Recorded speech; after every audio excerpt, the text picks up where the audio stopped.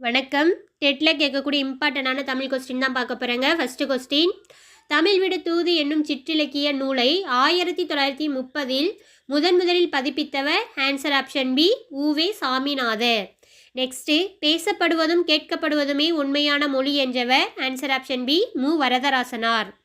Next, கூற்று சமயத்துறையில் வடமொழி ஆதிக்கம் அதிகம் இருந்தும் தமிழ் செல்வாக்கு பெற்றிருந்தது.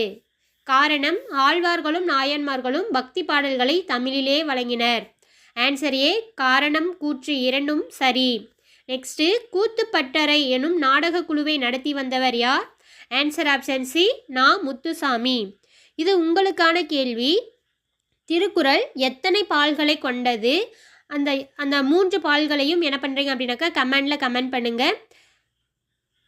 அறத்துப்பால் எத்தனை அதிகாரங்களை கொண்டது, பொருட்பால் எத்தனை அதிகாரங்களை கொண்டது, இன்பத்துப்பால் எத்தனை அதிகாரங்களை கொண்டதுன்னு சொல்லிட்டு உங்களுடைய ஆன்சரை வந்து கமெண்டில் கமெண்ட் பண்ணுங்கள். தேங்க்யூ.